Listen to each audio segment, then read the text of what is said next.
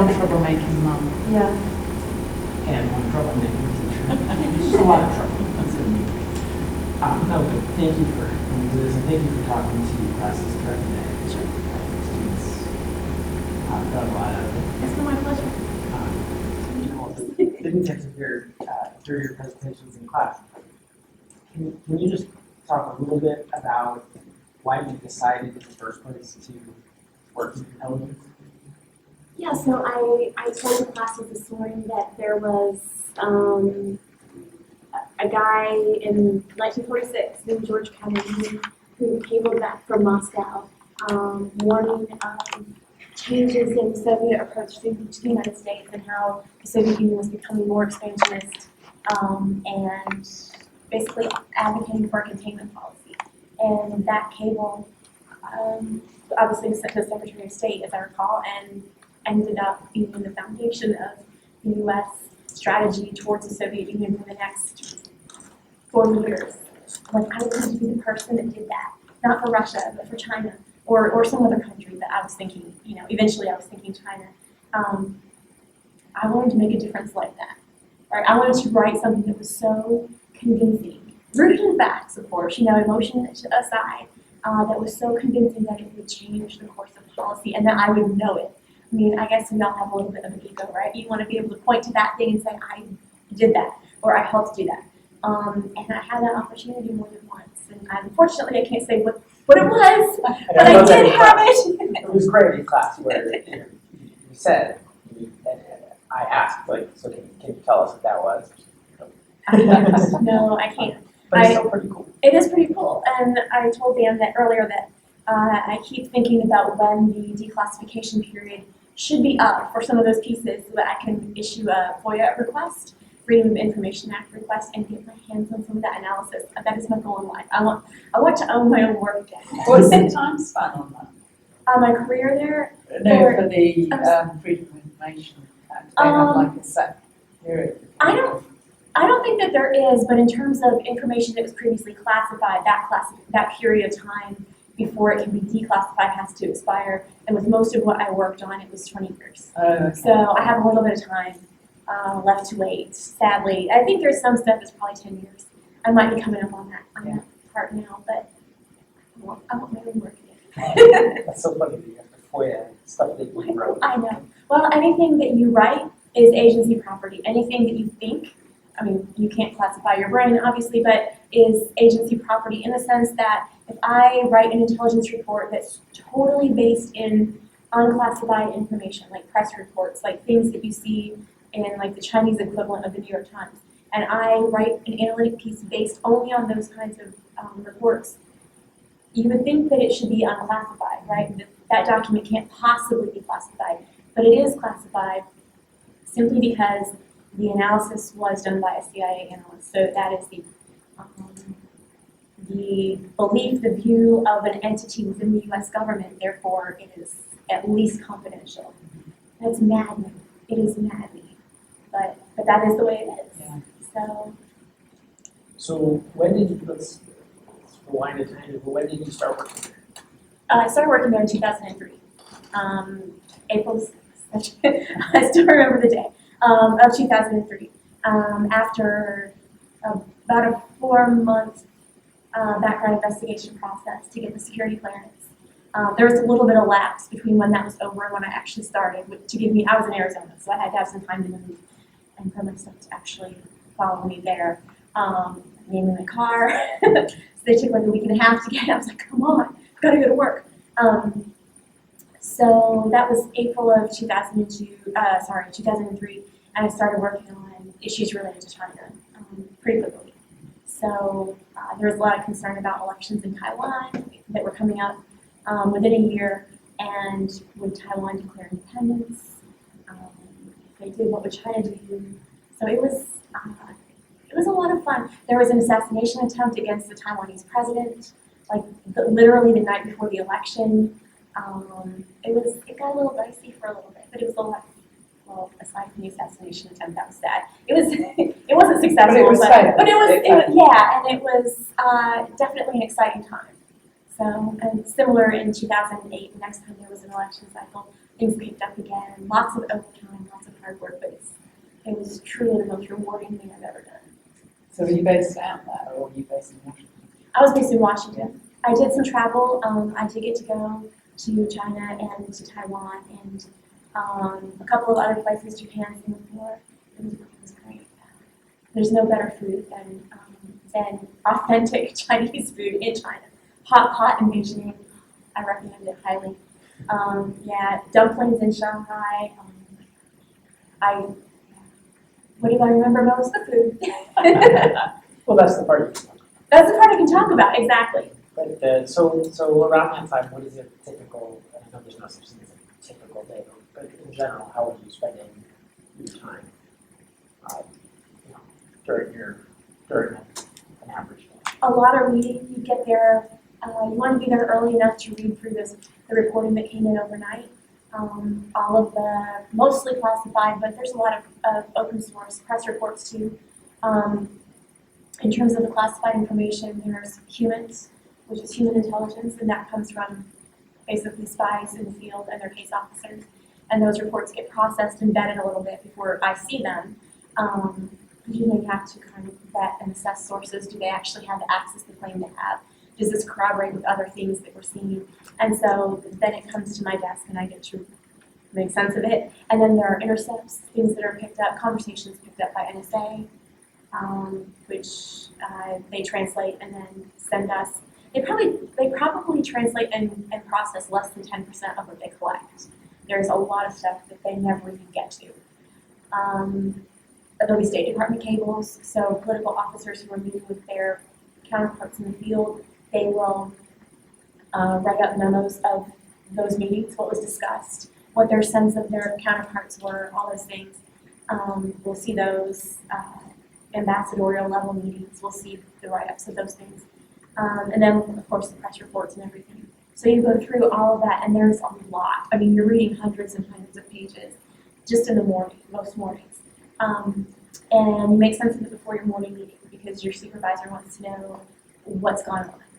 And if there's a lot of change, if there's some significant development, or even if there's just sometimes a nice story thread that policymakers should know this. You know, there's a change in economic policy in China. Maybe we should talk about that and explore what that means for our Secretary of Commerce, for example, who might be going over there for meetings himself in a month or two. So you start thinking about that. But you get your manager up to speed, and he goes and takes your information to the morning managers meeting and comes back and tells you if the managers think that there's anything specific that you need to put in the books, which means write for the president. And sometimes it's something that you hadn't really thought of, or some aspect of what you described that you hadn't really thought of. Usually you know when you're going to be asked to write a PDB. You just know. You have this. You don't need to be told after you've been there a while. You just know what is actionable and what they should be warned about. And then once you get the go-ahead, you embark on that long, painful process. So to write for the president takes, after you've been there a while, it doesn't take long to actually put the article together, but it does take a long time to coordinate it with other agencies and to edit it and to get it through that process before it finally gets to the president's desk. Sometimes it's possible to do it in a day, but it's always going to be a late night if you do, and frequently it's a multi-day process. Nobody agrees, so there's a lot of negotiating in this process. So during that time before, I know at a certain point you switched over to ODA, obviously. Before that, what would you say prior to that point was sort of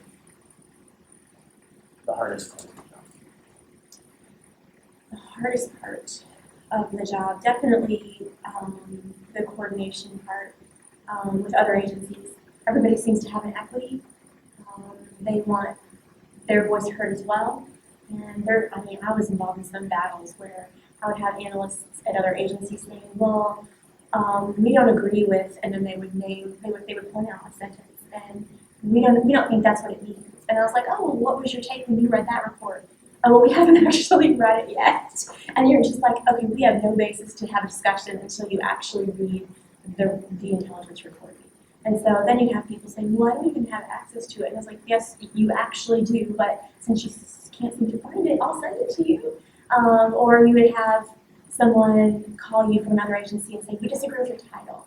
And I'm like, oh, don't you think that the story sort of lends itself to that title? Well, we haven't read the story yet. Well, then why are you calling me and wasting my time? I mean, those are the things that were the worst parts of the job. But looking back, those are really minor. They're amusing to me now. What's interesting actually is how much that kind of dovetails with something that struck me when you were talking about reviewing assessments of these things, potential, you know, and how there were all the sort of the footnotes that if you actually went and checked the footnotes, there was not, you know, if people had only read them. But I'm jumping ahead. Exactly. If people would only read. Just read. So one of the things you mentioned in class that struck me was how, you know, at a certain point when you're there, you become aware that this organization you're working for has been engaged in trees. Can you talk a bit about sort of when and how that came to your attention?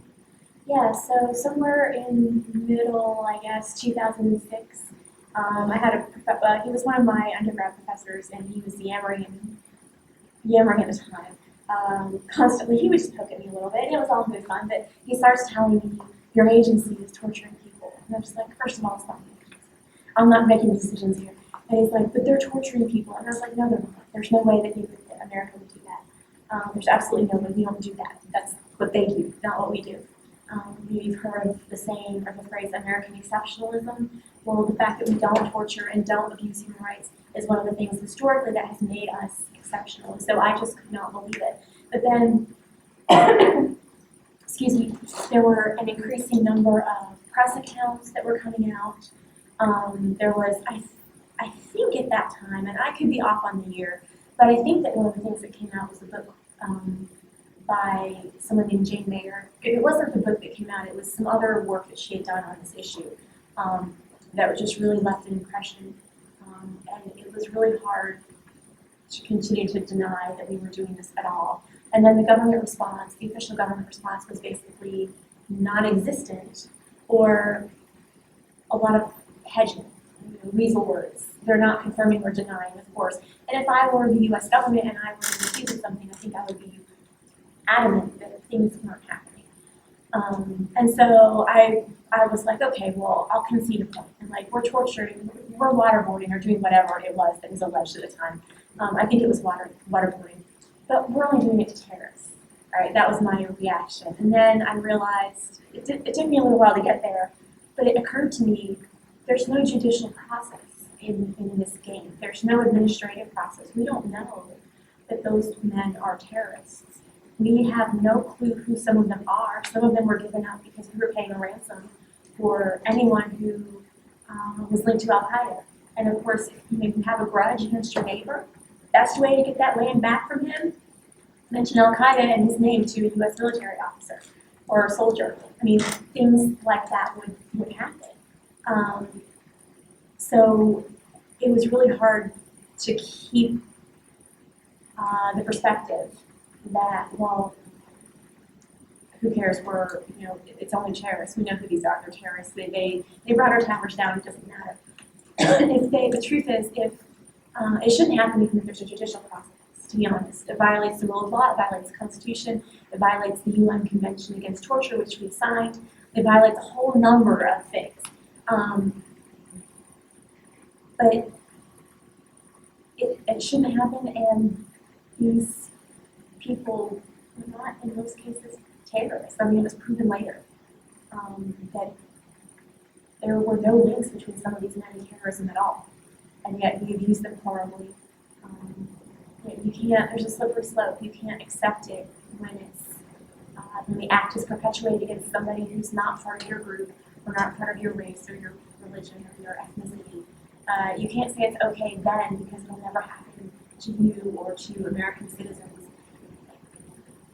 It would be very easy for that to happen to U.S. citizens. I didn't talk about it in previous classes, but the National Defense Authorization Act includes a section that is interpreted as giving the president the ability to detain U.S. citizens if they're captured overseas and to deny them access to legal counsel and to detain them indefinitely, which is one of the reasons that guy, that poor man whose name nobody still knows, yeah, is being held, is it in Iraq or Syria?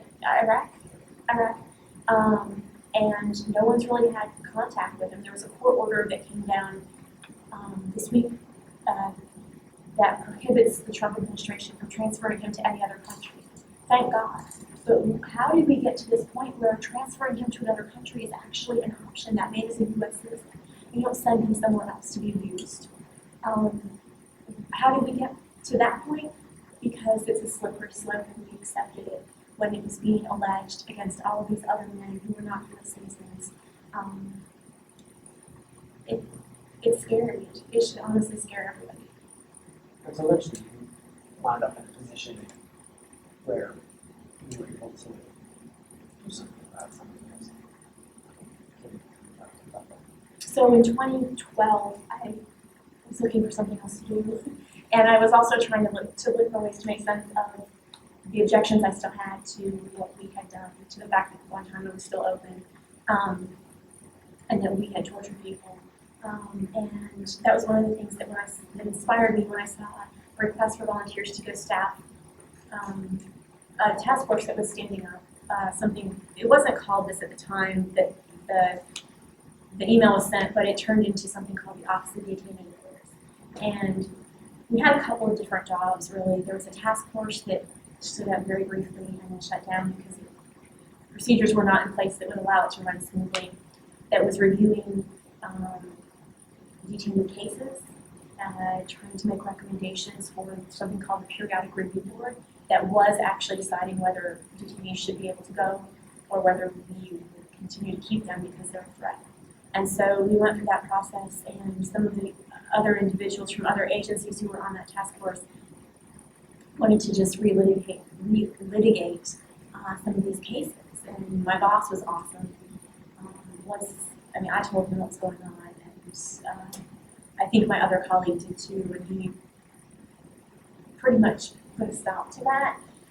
But it drew attention to the fact that that task force was not going to be working that way. So my colleague and I went back to what we were originally working on, which was, distilling some of the original detainee, for lack of a better word, dossiers that had been done through a prior task force that was stood up when Obama wanted to move detainees out of Guantanamo in 2009 so he could close the prison. And they were pulling together compilations of all the evidence against these men. To be fair, there was an attempt in some cases to put some mitigating evidence in there, but not much. But a lot of it was biographical and history, education, how they got started in terrorism. I mean, it was just weird stuff. And then it would move into a section about threats they made towards the United States, plots they were allegedly linked to, all those things. And I discovered in going through these dossiers that some of these, some of the worst comments or statements that were attributed to some of these detainees were not actually in any of the documents they were supposed to, and which left me with the impression that they were made up to make these people look bad. And I went to, some of these people already looked kind of bad, okay, but they definitely pushed the needle in the direction towards, well, this guy definitely, because he's going to kill us all. So I mentioned that to my boss. I was like, what the heck went on here, and what are we supposed to do about this? And I was told absolutely to make sure that whatever I was producing was correct. So I went back through there, and not only did I take those things out, I actually did a search for the claims that were attributed to these guys in the documents that didn't actually exist or that didn't have anything to do with those detainees at all. I couldn't find them anywhere. It wasn't just that they were missourced. There was no document that made some of those statements at all. So I went in and made edits and adjustments and made sure that they were accurate to the very best of my ability. with my boss's blessing. I mean, he was a guy, a man of integrity. He wasn't going to do anything shady. He had nothing to do with any of enhanced interrogation or torture or anything. And I made a comment to a colleague later, and she essentially said, well, yeah, the last task force was encouraged to cook the books, to make these people look as guilty as possible. Do you have an opportunity to interview the I did not. or interpreter to see what was their side of the story, to see that their story was and that you had on file and what was accurate? That's a great question. I did not. I wish I could have. Now that you say that, I really wish I could have. I was offered the opportunity to go to Guantanamo if I wanted to, just sort of a familiarization kind of thing to understand what the operations were like there. I don't think that had I done that, I would have come in contact with any of the detainees for safety reasons and other reasons. But I opted to not go. I told my boss if there's some legitimate reason for me to go, I'm happy to go down there. But to just go to fulfill my curiosity, I feel like I'm exploiting these people, and I don't want to do that. I don't think that's right. And so he didn't press the issue, and I didn't go. There were definitely attempts to clarify information over the years, but in terms of those particular documents, no, there wasn't. So we had to go solely on what the record said at that time. So, yeah. And even in doing that, as sort of looking at what the record said, realizing Oh, yeah. some of this stuff is just made It's up just out not there. Right. I mean, there was almost no reason to go interview those guys simply because those questions would have come out, those questions would have been asked, and if those answers had been given, it would have been documented somewhere, and it just wasn't. So I mean, I felt confident that my work, my assessments were accurate. So, And as accurate as I could be. And I know you can't get into any specifics of any of this or anything, but I think it's something you probably don't say that I will is there are innocent men who are free now, who probably wouldn't be if the person who did the job didn't care, if they were willing to, look at the footnote and it says, see this document. You went and looked at that document and said, oh, this doesn't say anything like what it says. It said, if somebody had been sort of either whether it's maliciously not wanting to find stuff, or if they just been lazy, just wanted to sort of put in, punch the time card and go home, Yeah. and not sort of check that stuff. There are innocent men who would still be in Guantanamo right now who would, in this current administration, probably. Oh no. Yeah. Under this administration, no. I don't know. I hope that what we did maybe was.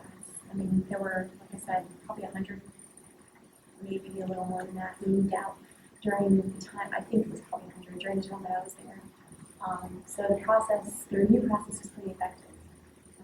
Thankfully, and they had people in the State Department and the Defense Department who were serious and sincere in their effort to actually send people home or to a country where they would be safe. And for those who might have any inclination, maybe could be watched a little bit. Who knows? But yeah. So I'll ask one last question, then I'll open it up to you guys to ask any questions you have. But can you talk a little bit about about the nomination of Gina Haspel and the possible confirmation of her to run CIA? Yeah. I don't think she should be confirmed. I don't think she should have ever been nominated, but I'm not really surprised that she was, given Trump's comfort level with torture. I mean, he says he likes it. He said he would do worse than waterboarding. That's kind of scary to me. And in my opinion, I mean, I don't know. I didn't work with her. I never met her. There's comments by people who did know her that she ran the program. I don't think any doubts that she had some connection to it. I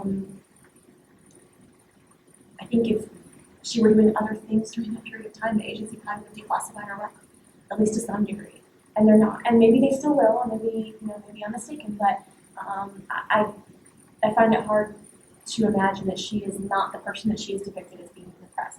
Daily Beast did a great article that came out Wednesday that basically outlined all of her ties and to this program, and mentioned the John Rizzo comment that she basically ran it, and some other comments as well, where people seem to confirm this. So putting her in charge of the agency basically sends the message that you can break the law and you can violate human rights in the worst possible ways, and you not only won't go to jail, but you'll get rewarded. And what message does that send to future analysts or future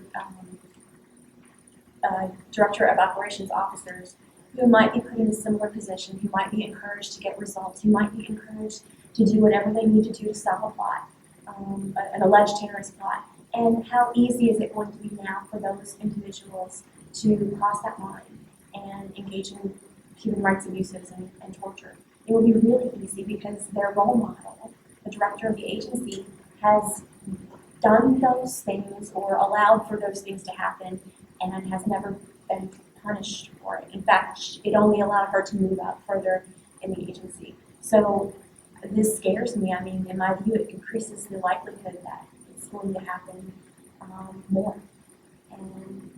Or again, I should say again. And I have been pretty active on Twitter trying to discourage this and explain why this is such a bad idea. And there sadly seem to be more voices that support her from the agency, from former agency employees than who oppose her. And I just can't imagine why that is. But the message that it sends to the rest of the world, right, is that we are a country that's turned our back on the things that made us exceptional. The fact that we don't torture, that we don't abuse human rights, and that we do have that moral high ground that we can use to leverage other countries to do the right thing. We've just given, if she's nominated, we have just given that up. I hope not forever, but definitely for as long as she remains in that position, which probably is as long as Trump remains in his position. It's scary. That's not the America that I grew up believing that I lived in. I think something we're seeing now, it's true in this case, but I think in a lot of these agencies, like people, we had Mark Fallon a while back. People who spoke out against torture tended to leave the agencies they were working for. Yeah. Sometimes voluntarily, sometimes not. The people who took the agency hospital route seem to get promoted. You're right. And I think to some extent that answers the question, why are people so hesitant to speak out? Because of what happens when they do. Yeah.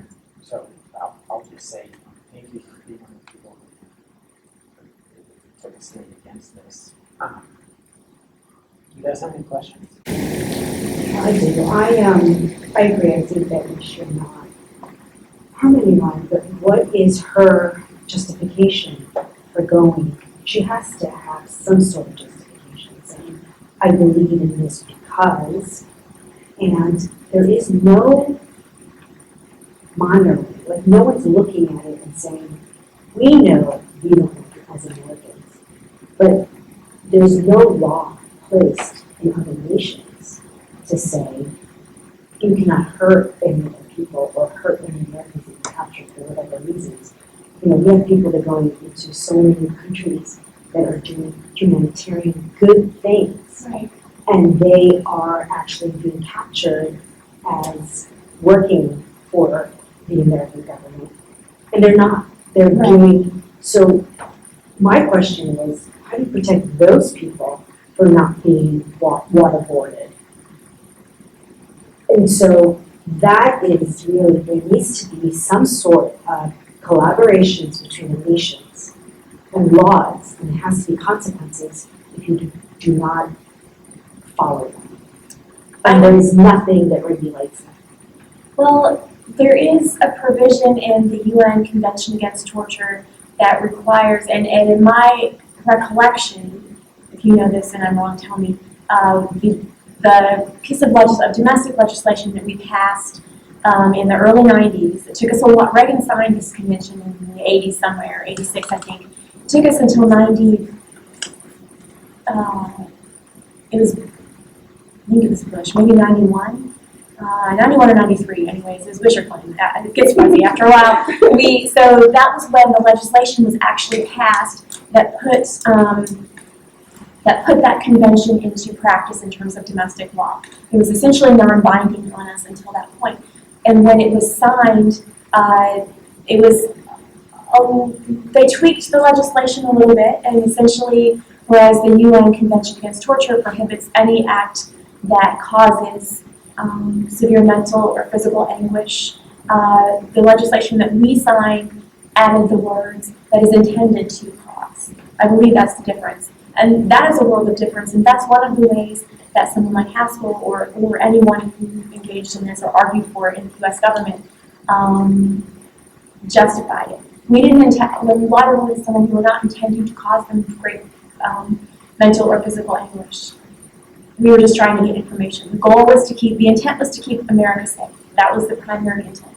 So that's how they justified it, and one of the ways that they got around it. Now, no sane person is going to interpret the law that way. The reason you torture is because you do intend to cause severe pain and suffering. So even if you lived up to the letter of the law that we have in place, it's still prohibited. If you are going to drown a man by waterboarding him to the point where his heart stops beating and like bubbles are foaming out of his mouth, and then you bring him back to life and you do it again, you are intentionally, you're doing it because you want to. You want to be abusive. Maybe you're seeking revenge, I don't know. But there is certainly intent there. There's no justification for it. How does someone like Haskell or other people, how do they make the case that we should be doing those things? Well, it was, when you hear people arguing for it now and trying to defend her now, they talk about the context. We have to understand the context right after 9/11. We thought there was another, impending attack or imminent attack. The word is imminent. Imminent, in my view, means in the next couple of weeks, right? And that's pretty generous. Most people, I think, would say imminent means any moment now. And when did this program gear up and continue? Well, into 2002, 2003, 2004, into 2005, right? You can't make the argument that there's an imminent threat somewhere in 2003. You just can't.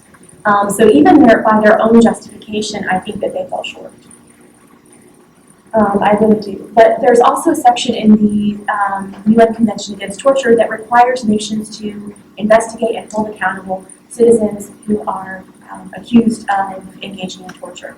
We were obligated to do something about these people, and we didn't do it. And other countries who have signed this convention are basically held that same obligation, which makes them, it throws kind of a clog in the churn, kind of, for Haskell if she is actually confirmed.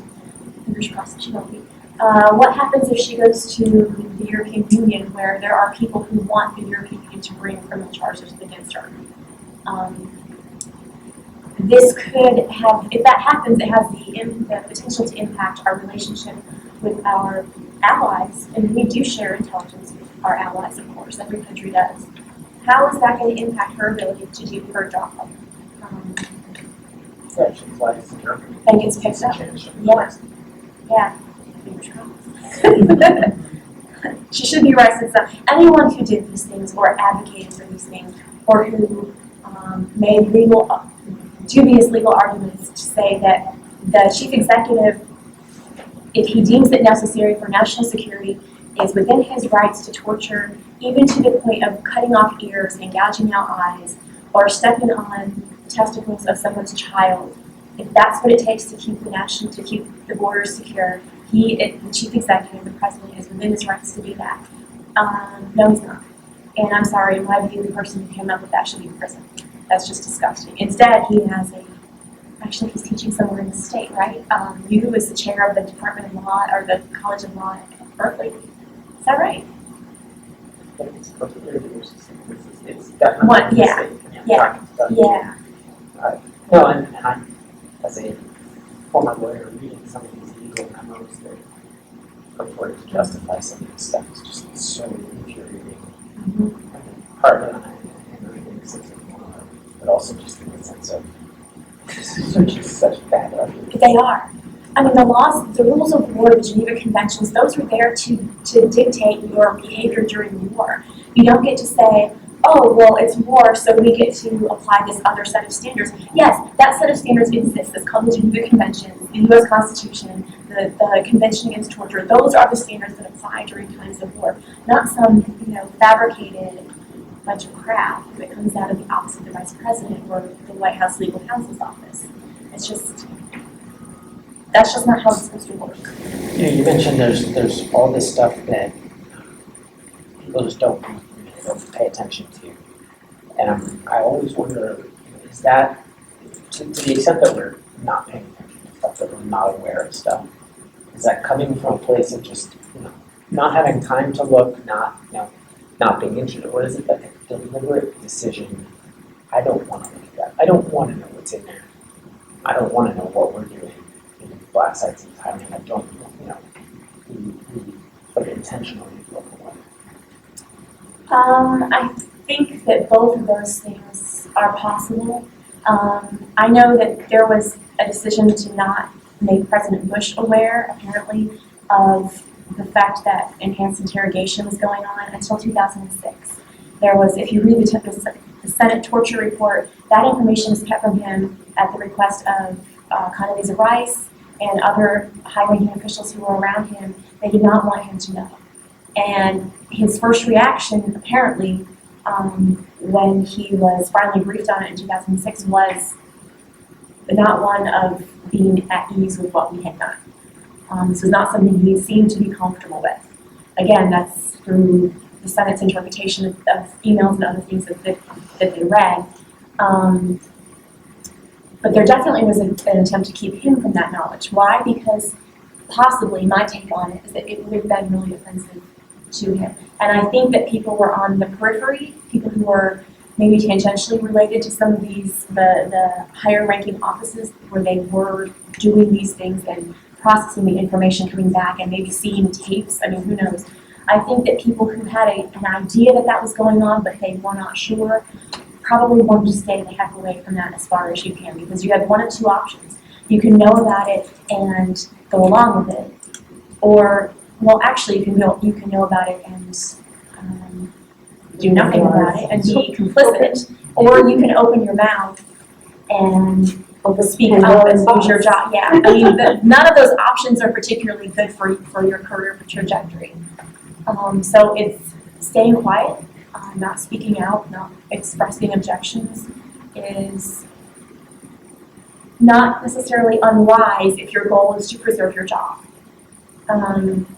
If your goal is something greater, then I think you have an obligation to speak up. But in terms of not having time to read things, in this case, I don't think that's necessarily what it was. Now, if you're talking about the inaccuracies, things that people really should have questioned as they were reading these documents, yeah, maybe. The fact that we were claiming, apparently, according to this torture report, that, for example, Abu Zubaydah was giving up information under torture that helped lead to capture certain individuals or certain plots.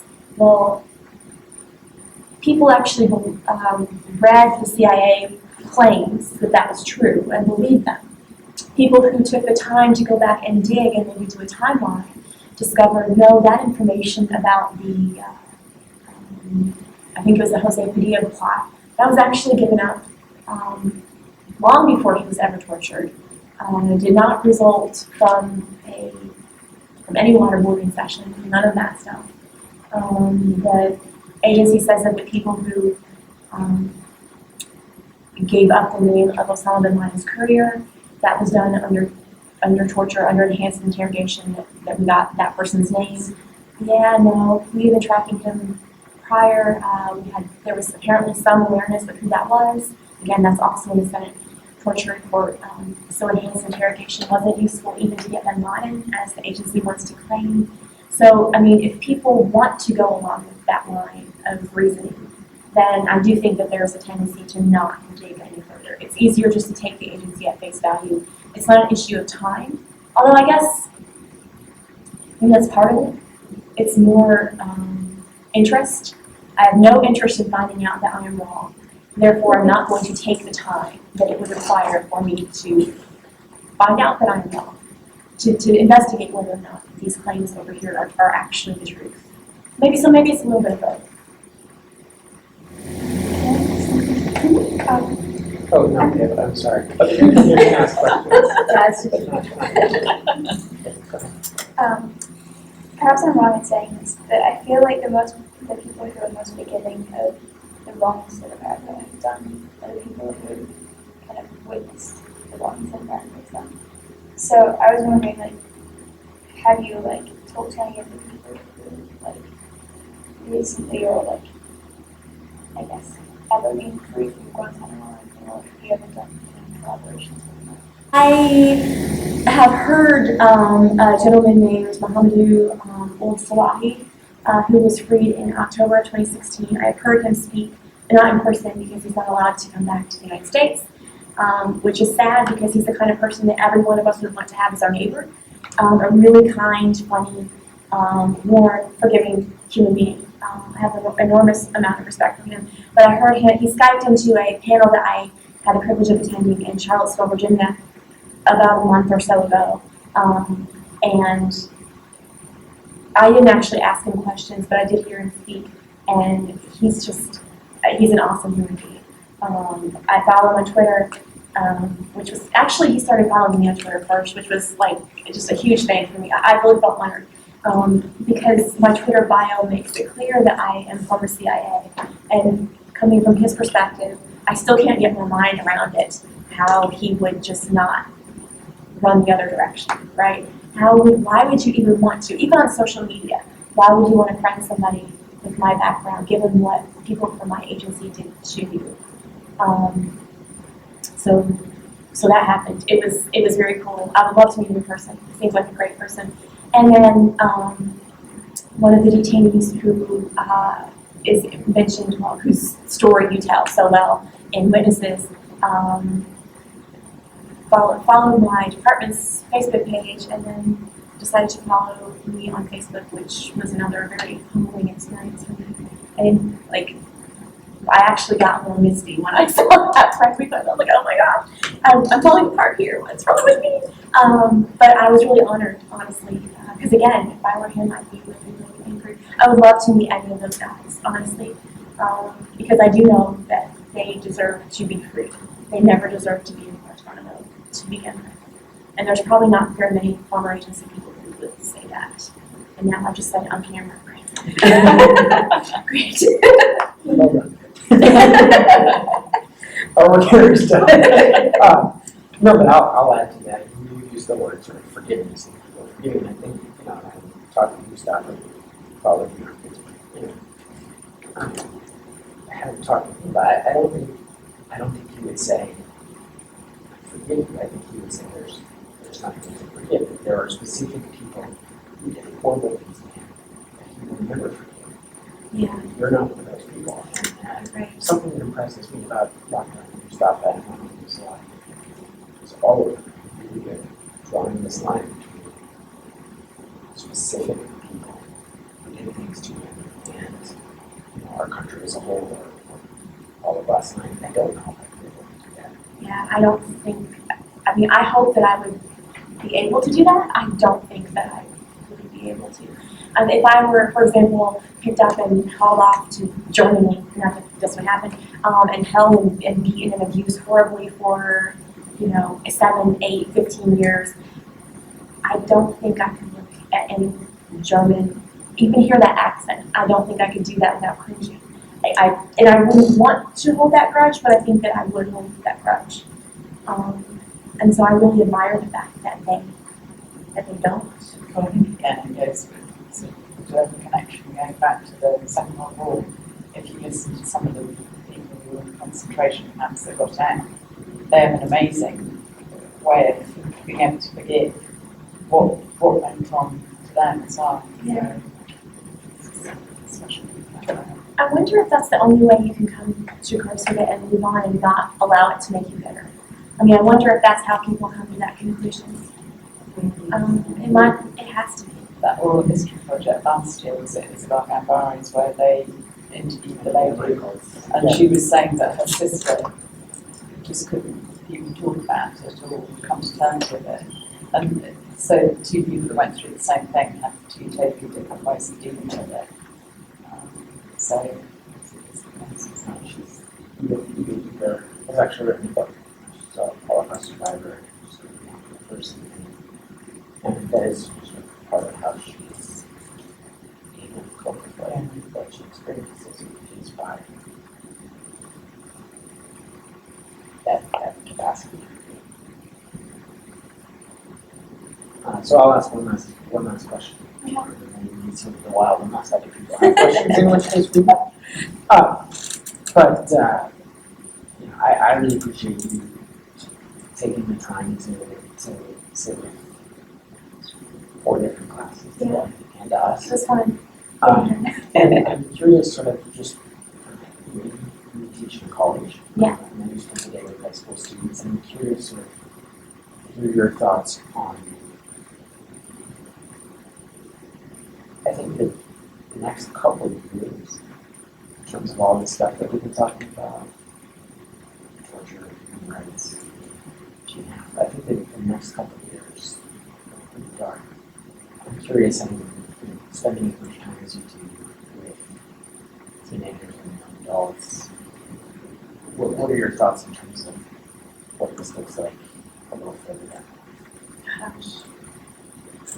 Well, I think it's important for people your age and a little bit older to think about these issues even though they're really hard. Because if we don't, when you guys are voting and when you guys are in decision-making capacities, no matter where that is, whether it's at the ballot box or in some kind of government position, you need to understand why it is you're going to do the things that you do. Because if we do go into that dark place, and I kind of agree, I don't think the next couple of years look particularly good in terms of human rights and America's reputation in this world. But you guys are going to be the ones that are going to have to change that at some point.